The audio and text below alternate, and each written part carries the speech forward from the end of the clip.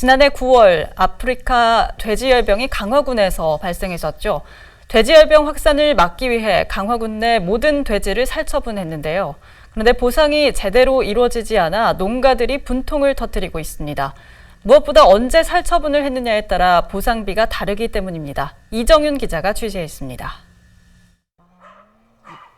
돼지 2,000마리를 사육했던 조규성 씨.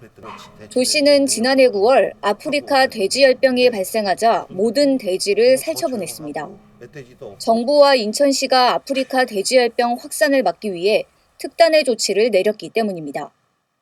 모든 돼지를 살처분한 이후 현재까지도 입식이 금지돼 피해가 심각한 상황.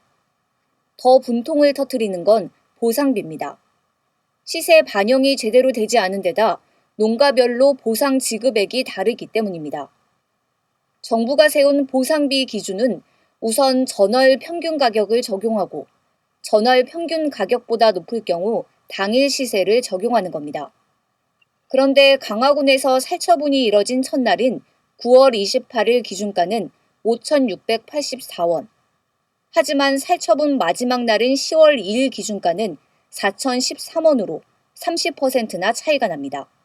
이제 살처분 명령이 떨어지고 나서 그 다음 날부터 이제 살처분이 시행이 됐는데요.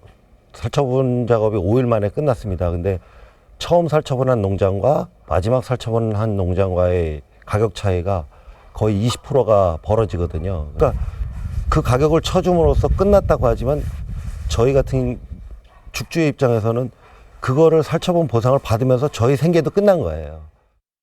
강화군 지역의 돼지 농장은 39곳으로 살처분된 돼지는 모두 3만 8천 마리에 달합니다.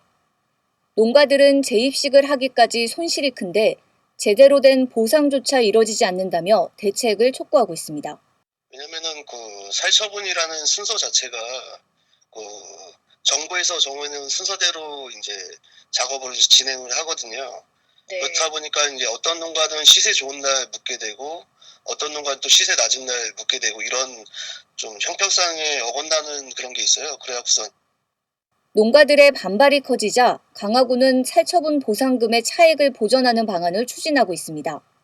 모든 농가에 동일한 시세를 적용한 보상금을 지급하기 위해 인천시에 예산 지원을 요청한 겁니다.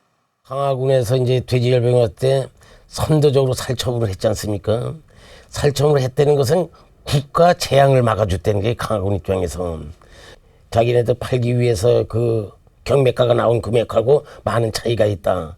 그게 이제 정부에서 주는 그 금액하고 전체적으로 한 강화군에서 이제 한 11억 차이가 난다 이렇게 보는 거죠. 이게. 돼지 살처분 보상비가 제각각인데다 입식에 대한 기준도 나오지 않으면서 축산 농가의 피해가 커지고 있습니다. 티브로드 뉴스 이정윤입니다.